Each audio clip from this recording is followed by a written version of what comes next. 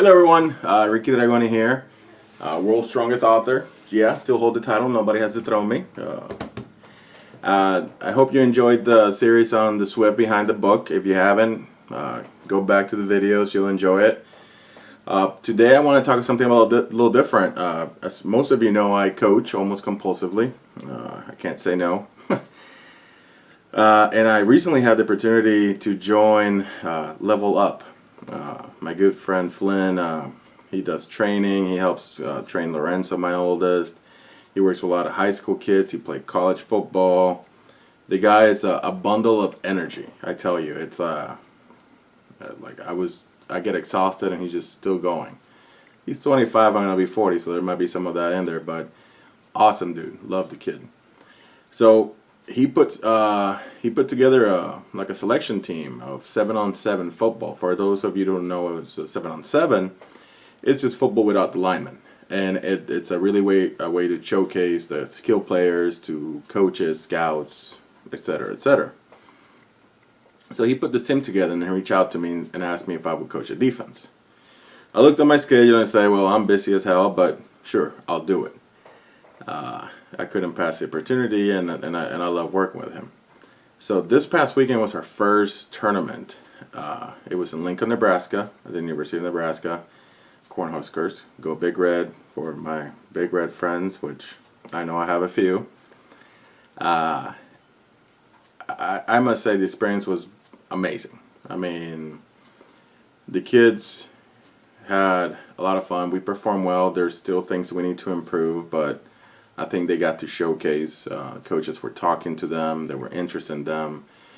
Some of the kids that maybe the coaches weren't looking at, didn't know about, they were discovered a little bit.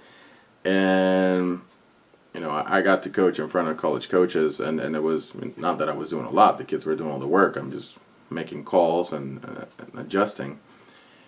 But it was an amazing experience. The facilities are top-notch. We were in the practice field, and it was, I mean, gorgeous. The stadium is gorgeous.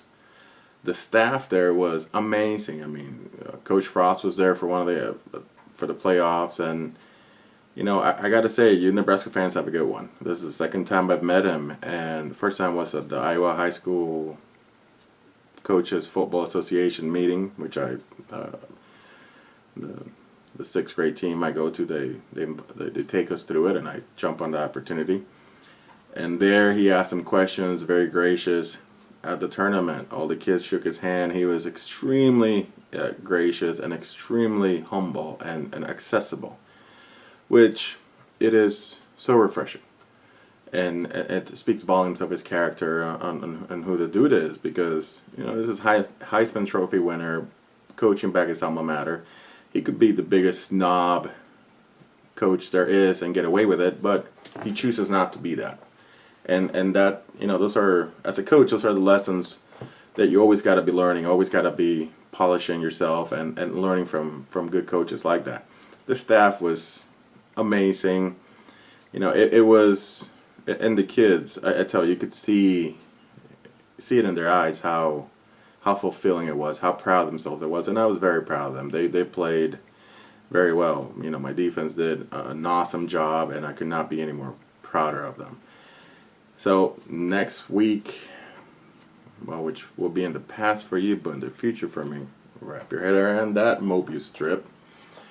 It's we're going to Northern Illinois, then we have Southern Illinois, I think, and then Kansas. I think I'm missing Kansas. I'm going to be coaching baseball for my little guys. But I just, you know, I was very impressed by the tournament. I was very impressed by the coaches being there, on how accessible they were to us coaches and the kids. And I hope this is the beginning of another journey that accompanies my writing, because those kind of, you can't buy those kind of experiences, and it's those things that translate into very real scenes and very real moments and very real characters in books. And this is, you know, I'm going on a tiny tangent here, but you know, I've had kids ask me, oh, I like to write at festivals and stuff, like, what's the best advice you would give me? And I always tell them, go live. Go see a sunset at the beach. Don't imagine it. Don't look at a picture. Don't try to come up with it, what it would look. Go see it. Go see places. Go meet people. Go experience the world, because then when you write, you're writing from memory a lot of the things. You have points of reference. You have things that are very concrete that you can interject into your fiction, and it gives the story credibility. And this kind of experiences is this kind of, we got up at 4 in the morning, drove to Lincoln. We're there, coach, the adrenaline, the kids, the emotions, the people you meet, and driving back exhausted, and like throwing starbursts in, trying to stay awake, and it just, you can't buy that. You have to put yourself out there.